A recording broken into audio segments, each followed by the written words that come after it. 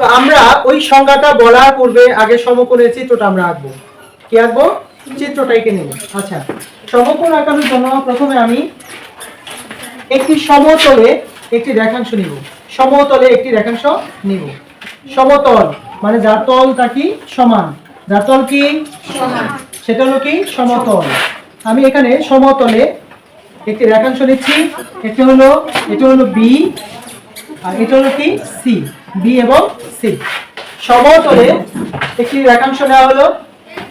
এরপর যদি এই রেখাংশের উপর আরো একটি লম্ব বা রেখাংশ টানা হয় তাহলে সেটা হবে একটা কোণ। কি হবে? কারণ দুটি রেখাংশের মিলন স্থানকে কোণ বলে। দুটি রেখাংশের মিলিত স্থানকে বা মিলন স্থানকে কি বলে? কোণ বলে। তাহলে এই জায়গায় আমরা বলতে পারি এভাবে, প্রথমে এই যে কোনো ভাবে ব্যাসার্ধ নিয়ে এই সমতলে যে কোনো ভাবে ব্যাসার্ধ নিয়ে একটা বৃত্তচাপ আঁকবো। এই দেখতে পাচ্ছেন আপনারা বৃত্তচাপ। ওই একই সমান ব্যাসার্ধ নিয়ে এখানে নয়, ঠিক এখানে বসাবো। বসিয়ে এখানে আমরা কাটবো এভাবে। তারপর ওই একই সমান ব্যাসার্ধ নিয়ে এই যে এখানে বসাবো। তো এখানে বসাচ্ছি, বসিয়ে এখানে একটা বৃত্তচাপ কাটবো এবং উপরেও একটা কাটবো। ওই একই সমান ব্যাসার্ধ নিয়ে আমরা এখানে বসাবো। এখানে বসিয়ে আমরা এখানে কাটবো। তাহলে এখানে একটা ছেদ বিন্দু হয়েছে।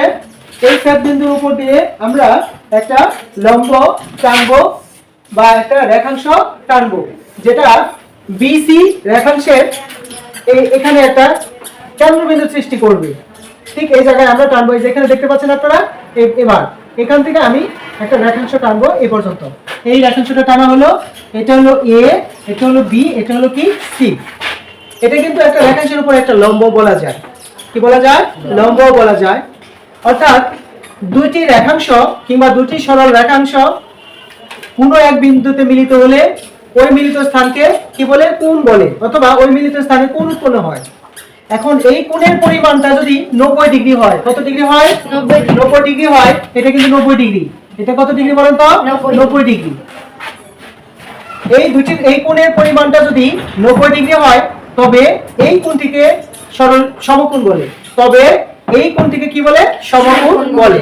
এবার আমরা সংজ্ঞা বলতে পারি দুটি সরলরেখা, এটা একটা সরলরেখা, এটা একটা সরলরেখা বা রেখাংশ, যেটা বলি দুটি সরল রেখাংশ অথবা দুটি সরল রেখা কোনো এক বিন্দুতে মিলিত হলে ওই মিলিত স্থানে যদি, দেখো এখানে একটা মিলিত স্থান হয়েছে, কোনো একটা বিন্দুতে মিলিত হয়েছে, এই মিলিত স্থানে যদি 90 ডিগ্রি কোণ উৎপন্ন হয়, কত ডিগ্রি?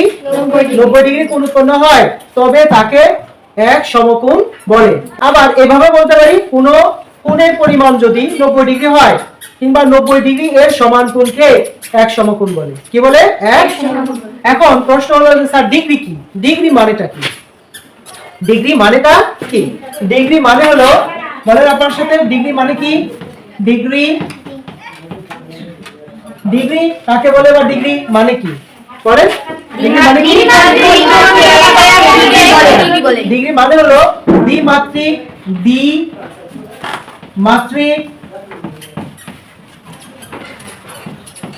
কোণ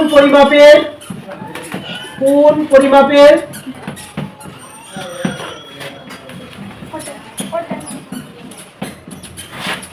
এককে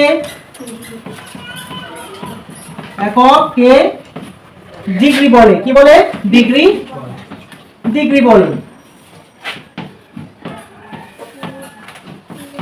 যেমন আমরা এই যে জিরোর উপরে আরেকটা ছোট সাইজের জিরো দিচ্ছি, এটা একটা জিরোর উপরে যখন আরেকটা ছোট সাইজের জিরো দিচ্ছি, এই জিরোটার নাম হলো কি? ডিগ্রি। এটার নাম কি বলেন তো? ডিগ্রি। এই যে উপরে যে জিরোটা হয়েছে এটার নাম হলো ডিগ্রি। এটার নাম কি বলেন তো? এই যে ঘরটাতে যে ছোট করে একটা গোল চিহ্ন অর্থাৎ জিরো দিয়েছি, এটার নাম হলো ডিগ্রি। এখন দ্বিমাত্রিক কোণ পরিমাপের মূল এককে বা এককে ডিগ্রি বলে। এবার এই যেখানে 90 উপরে যে চিহ্নটা দিয়েছে এটা হলো 90 ডিগ্রি। এটা কি ডিগ্রি? 90 ডিগ্রি। চিত্রে এ বি সি একটি সমকোণ। একটি সমকোণ। আচ্ছা, এবার যে ব্যাপারটা আসবে সেটা হলো, তাহলে এই কোণটার আমরা তিনটা বৈশিষ্ট্য লিখতে পারি না? কি কি বৈশিষ্ট্য আমরা লিখতে পারি বলেন তো? বৈশিষ্ট্য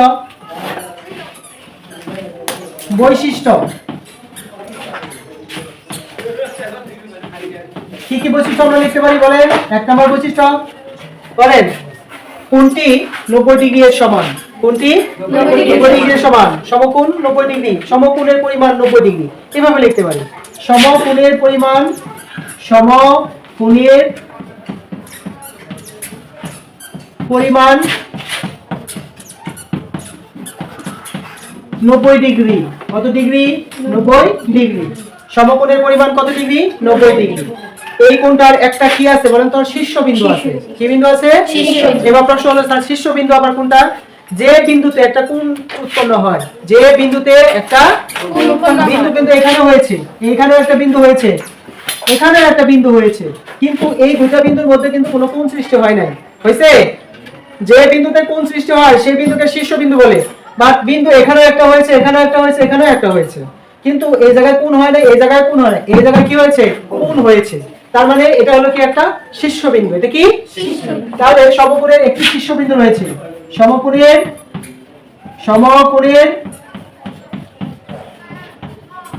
শীর্ষবিন্দু রয়েছে।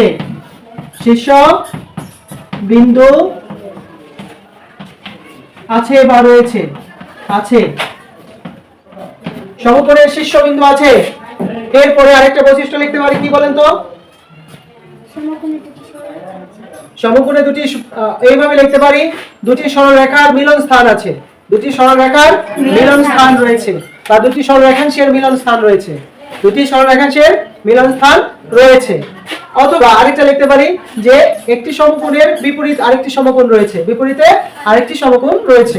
আপনাদের জন্য সুবিধা কোনটা বলেন? বলেন। সমকোণে দুটি সরল রেখাংশ রয়েছে। হ্যাঁ, লিখতে পারি সমকোণের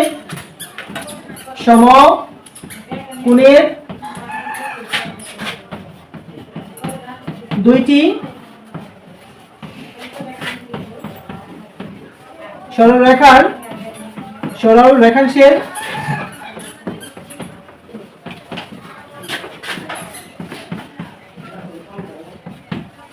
কি রেখাংশের মিলন স্থান রয়েছে। মিলন স্থান রয়েছে, এটা আমরা লিখতে পারি।